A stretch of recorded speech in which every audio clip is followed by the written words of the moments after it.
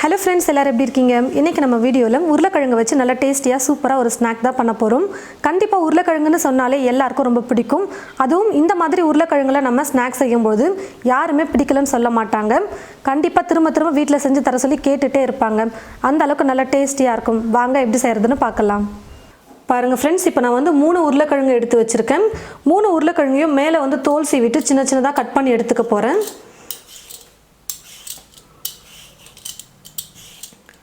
மேலே இருக்கிற தோல் சீவினதுக்கு அப்புறமா கட் பண்ணிக்கலாம்.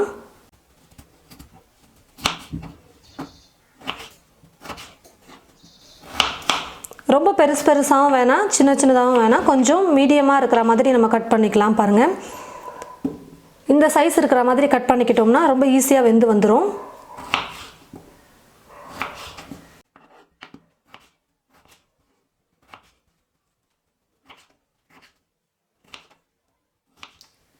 ஒரு பாத்திரத்தில் தண்ணி எடுத்துக்கிட்டு அந்த தண்ணியில் கட் பண்ணி வச்சிருக்கிற உருளைக்கிழங்கை சேர்த்துக்கிறேன்.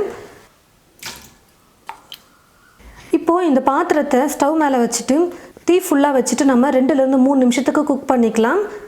உருளைக்கிழங்கை வேக வைக்கும்பொழுது கொஞ்சமாக உப்பு சேர்த்துக்க போகிறேன். உருளைக்கிழங்கு வந்து பார்த்திங்கன்னா முழுசாக வேகிற வரைக்கும் விடாதீங்க. ஒரு பாதி அளவுக்கு வெந்தால் போதும், ரொம்ப மசிகிற அளவுக்கு வேக வைக்கக்கூடாது. ஓரளவுக்கு வேகிற வரைக்கும் குக் பண்ணிக்கலாம். அதனால் ஒரு 2லேருந்து 3 நிமிஷம் தீ ஃபுல்லாக வச்சுட்டு நீங்கள் குக் பண்ணிங்கனாலே போதும். 3 நிமிஷம் நான் வந்து குக் பண்ணிக்கிட்டேன். உருளைக்கிழங்கு கையில் எடுத்து ப்ரெஸ் பண்ணும்பொழுது ஓரளவுக்கு லைட்டாக வெந்திருக்கு. இப்போ நான் ஸ்டவ் ஆஃப் பண்ணிக்கிறேன். தண்ணி இல்லாமல் வடிகட்டி எடுத்து வச்சுக்கலாம். கொஞ்சம் கூட தண்ணியே இல்லாமல் ஃபுல்லாக ட்ரை பண்ணி எடுத்துக்கணும். நம்ம உருளைக்கிழங்க தண்ணி இல்லாமல் நல்லா ஒரு 10 நிமிஷம் நல்லா ட்ரை பண்ணிக்கிட்டேன். கொஞ்சம் கூட ஈரப்பதமே இல்லாத மாதிரி நல்லா ட்ரை பண்ணி எடுத்துக்கிட்டேன். பாருங்கள், இப்போ இதை ஒரு பவுலில் சேர்த்துக்கிறேன். ஏற்கனவே உருளைக்கிழங்கு வேக வைக்கும்பொழுது உப்பு சேர்த்து தான் நம்ம வேக வச்சோம். இப்போது கொஞ்சமாக உப்பு சேர்த்துக்கலாம். மஞ்சள் தூள் சேர்த்துக்கிறேன். 1/2 ஸ்பூன் வெறும் மிளகாய் தூள் சேர்த்துக்கிறேன். 1/4 ஸ்பூன் இஞ்சி பூண்டு பேஸ்ட். கலருக்காக கொஞ்சம் ஃபுட் கலர் சேர்த்துக்கிறேன். இது வந்து ஆப்ஷனல் தான், வேணான்னா நீங்கள் ஸ்கிப் பண்ணிக்கலாம். இந்த ஸ்பூனில் 7 ஸ்பூன் அளவுக்கு கார்ன்ஃப்ளவர் சேர்த்துக்கிறேன். 3 ஸ்பூன் மைதா மாவு சேர்த்துக்கிறேன். மைதா வந்து ஆப்ஷனல் தான், வேணான்னா நீங்கள் ஸ்கிப் பண்ணிக்கலாம். இப்போ இது எல்லாத்தையும் சேர்த்து நல்லா மிக்ஸ் பண்ணி விட்டுக்கிறேன். தண்ணி வந்து கொஞ்சமாக சேர்த்து இப்போ நான் மிக்ஸ் பண்ணிக்க போகிறேன். ரொம்ப அதிகமாக சேர்க்கக்கூடாது, அப்புறம் ரொம்ப தண்ணி ஆகிடும், சில்லி போட முடியாது. பாருங்கள் ஃப்ரெண்ட்ஸ், எல்லாத்தையும் சேர்த்து நல்லா மிக்ஸ் பண்ணிக்கிட்டேன். பாருங்கள், இந்த மாதிரி கொஞ்சம் நல்லா கெட்டியாக இருக்கிற மாதிரி மிக்ஸ் பண்ணிக்கோங்க, கரெக்டாக இருக்கும். மேலே லைட்டாக ஒரு கோட்டிங் இருக்கிற மாதிரி நம்ம மிக்ஸ் பண்ணணும். அந்த அளவுக்கு நீங்கள் மைதாவையும் கார்ன்ஃப்ளவரையும் சேர்த்து மிக்ஸ் பண்ணிக்கோங்க. கடாயில் எண்ணெய் ஊற்றி வச்சுட்டேன். எண்ணெய் வந்து நல்லா சூடேறிடுச்சு. எண்ணெய் நல்லா காஞ்சதுக்கப்புறமா ஸ்டவ்வை கொஞ்சம் குறைச்சி வச்சுட்டு நம்ம மிக்ஸ் பண்ணி வச்சுருக்கிற உருளைக்கிழங்கை போட்டு பொரிச்சு எடுத்துக்கலாம்.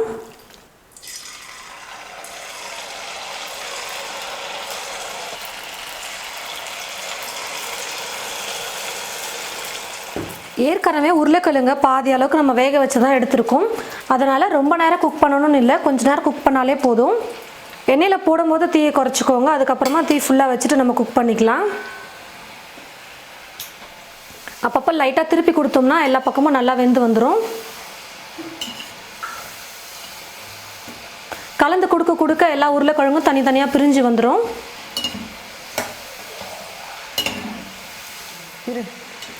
பாருங்கள் ஃப்ரெண்ட்ஸ், உருளைக்கிழங்கு நல்லா வெந்துருச்சு. இப்போ நான் எடுத்துக்கிறேன்.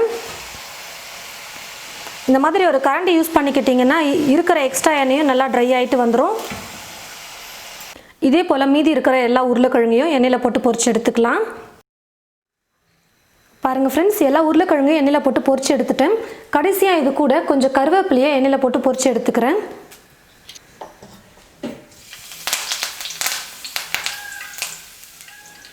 கருவேப்பிலையை பொரிச்சிட்டு ஸ்டவ் ஆஃப் பண்ணிடுறேன். எண்ணெயில் பொரிச்சு எடுத்துருக்கிற கருவேப்பிலையை மேலே வந்து அழகுக்காக தூவிக்கலாம். உருளைக்கிழங்கு சில்லியோட அந்த கருவேப்பிலையும் சேர்த்து சாப்பிடும்போது டேஸ்ட் வந்து ரொம்ப சூப்பராக இருக்கும். நான்வெஜ் சாப்பிட்றவங்கள எல்லாருமே ரொம்ப லைக் பண்ணுறது பார்த்திங்கன்னா சில்லி சிக்கன் சாப்பிடுவாங்க. அதே மாதிரி வெஜிடேரியன் சாப்பிட்றவங்களுக்கு உருளைக்கிழங்கு பிடிக்காமல் கண்டிப்பாக இருக்காது. வெஜிடேரியன்லேயும் நம்ம சில்லி போட்டு டேஸ்டியாக சாப்பிட முடியும். அது உருளைக்கிழங்குல செய்யும்போது இன்னும் சூப்பராக இருக்கும். நீங்களும் இது போல் உருளைக்கிழங்குல சில்லி போட்டு பாருங்கள், டேஸ்ட் செம்மையாக இருக்கும். வீட்டில் இருக்கிற எல்லாருமே ரொம்ப விரும்பி சாப்பிடுவாங்க. நிறைய பேர் கேட்குறது என்னென்னு பார்த்தீங்கன்னா, மைதா மாவு சேர்க்காமல் செய்யலாமா அப்படின்னு கேட்குறீங்க. மைதா மாவை ஸ்கிப் பண்ணிக்கலாம், கொஞ்சம் எக்ஸ்ட்ரா கூட வந்து கார்ன்ஃப்ளவர் கூட சேர்த்துக்கோங்க. இன்னும் நிறைய பேர் வந்து எங்கிட்ட கேட்குற டவுட்ஸ் வந்து மைதா மாவு கார்ன்ஃப்ளவர் சேர்க்காமல் செய்ய முடியுமா அப்படின்னு நிறைய பேர் நிறைய வீடியோஸில் கேட்டிருக்காங்க. நீங்கள் ரெண்டையும் ஸ்கிப் பண்ணிவிட்டு நீங்கள் கடலை மாவு கூட சேர்த்துக்கலாம். ஆனால் இது போல் வந்து டேஸ்ட் இருக்காது, அது வேறு டேஸ்ட்டில் இருக்கும், இந்த ரெசிபி வேறு டேஸ்ட்டில் இருக்கும். உங்களுக்கு எந்த மாதிரி வேணுமோ நீங்கள் அந்த மாதிரி ட்ரை பண்ணிக்கலாம். ஆனால் இது போல் நீங்கள் உருளைக்கிழங்கு வச்சு சில்லி போட்டு பாருங்கள், கண்டிப்பாக எல்லாருக்கும் ரொம்ப பிடிக்கும். ட்ரை பண்ணி பார்த்துட்டு மறக்காமல் கமெண்ட் பாக்ஸில் வந்து கமெண்ட் பண்ணுங்கள். இந்த வீடியோவை மற்றவங்களுக்கும் ஷேர் பண்ணுங்கள். இது போல் நிறைய ரெசிபிஸ் பார்க்க தமிழ் ஃபுட் மசாலா சேனலை மறக்காமல் சப்ஸ்கிரைப் பண்ணிக்கோங்க. கூடவே பக்கத்தில் இருக்கிற பெல் ஐக்கானை கிளிக் பண்ண மறந்துடாதீங்க. தேங்க்யூ.